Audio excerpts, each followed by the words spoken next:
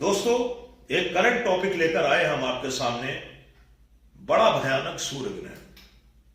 जी हां, social media में कुछ इसी तरीके से इस सूर्य ग्रहण को प्रचारित किया जा रहा है, जो 8 और 9 अप्रैल की दरमियानी रात पड़ने जा रहा है। बड़ा हाहाकार मचा हुआ है सोशल मीडिया में, यूट्यूब चैनल में। यह ग्रहण करोड़पति बना देगा, अमुक राशि वालों को इस ग्रहण का प्रभाव अमुक राशि वालों के लिए ऊपर बड़ा खतरनाक होने जा रहा है, ग्रहण से बचें, ये ना करें, वो करें, इत्यादि इत्यादि। दोस्तों, चिंता की बात होती है, ग्रहण का होना चिंतनीय होता है। यदि हमारे परिवार में गर्भवती स्त्रियां हैं, हमारे परिवार में छोटे बच्चे हैं, तो उनके लिए प्रॉपर हमें सावधानी रखने की आवश्यकता होती है ग्रहण की टाइमिंग में।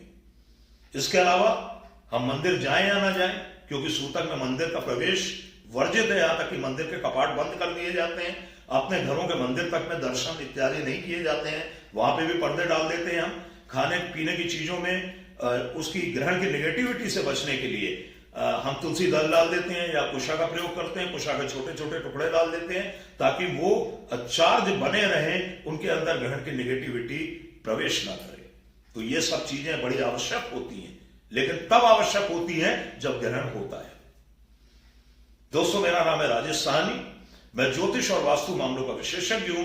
हमारे यूट्यूब चैनल में मैं अपने सभी दर्शकों का हार्दिक स्वागत करता हूं, अभिनंदन करता हूं।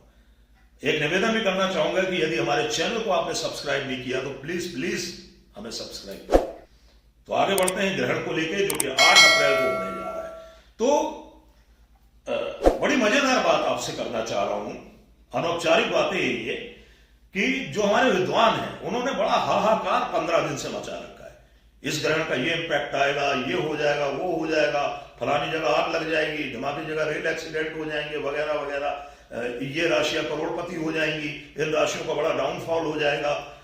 लेकिन यदि आप पंचांगों में लेकर, सिंपली आपको किसी भी शास्त्रों के अध्ययन करने की आवश्यकता नहीं है।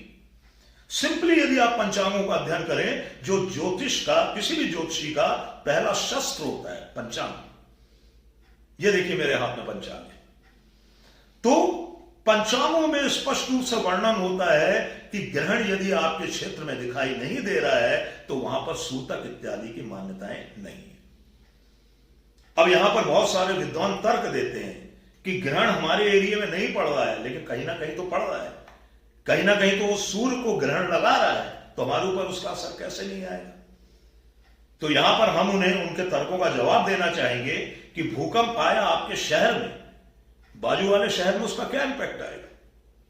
भूकंप आया आपके शहर में, मकान गिरे आपके शहर में, तबाही हुई आपके शहर में, तो बाजू वाले शहर में जहां पर भूकंप ही नहीं आया, वहां के लोग तो सुरक्षित है, वहां के लोगों के ऊपर तो कोई प्रभाव नहीं पड़ा। वर्षा आपके क्षेत्र में हुई, आपके तालाबों को, आपकी नदियों को, आपके सरोवरों को लबालब कर दिया।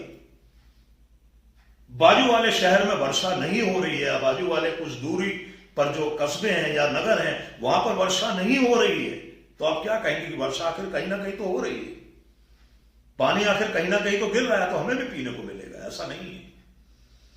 ग्रहण जहां पर दिखाई देता है वहीं पर उसका सूतक मान्य होता है। यह हम नहीं कह रहे हैं, हमारे शास्त्रों का कथन है, और हम अपने शास्त्रों के कथानुसार ही चलते हैं। ये शास्त्र हमने नहीं बनाए हैं, और ऐसे कतिपय विद्वानों से हमारा निवेदन है कि पहले शास्त्रों का अध्ययन कर लिया करें, उसके बाद ऐसी बातें बोला करें।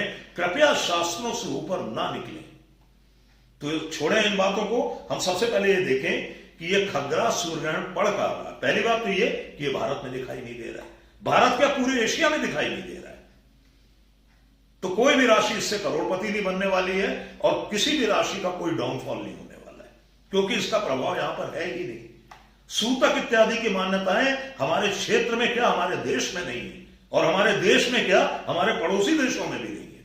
नेपाल में नहीं है, भूटान में नहीं है, बर्मा में नहीं है, इसके अलावा जापान में नहीं है, कहीं पे भी एशियाई देशों में इसकी कोई भी मान्यताएं नहीं है, पाकिस्तान में नहीं है। तो यह ग्रहण जो है, ये अलास्का को छोड़कर संपूर्ण उत्तरी अमेरिका, कनाडा सहित मध्य अमेरिका, दक्षिण अमेरिका के कुछ उत्तरी भागों में, आयरलैंड, इंग्लैंड के कुछ भागों में, यानी उत्तरी पश्चिमी क्षेत्रों में ही सिर्फ दिखाई देगा। बाकी ये विश्व के किसी भी हिस्सों में दिखाई नहीं दे रहा है। और ये जो ग्रहण है, यदि जो हमारे देश में दिखाई नहीं दे रहा है, ये जो बीता हुआ संवत्सर है उसका ये अंतिम ग्रहण है और इस वर्ष का 2024 का पहला खग्रास सूर्य ग्रहण है। लेकिन चूंकि ये हमारे देश में नहीं दिखाई दे रहा है, इसलिए यहां पर कोई मान्यताएं इसकी मान्य नहीं होगी। गर्भवती स्त्रियों को कोई प्रिकॉशन लेने की जरूरत नहीं है। मंदिरों में दर्शनों के ऊपर कोई प्रतिबंध नहीं है।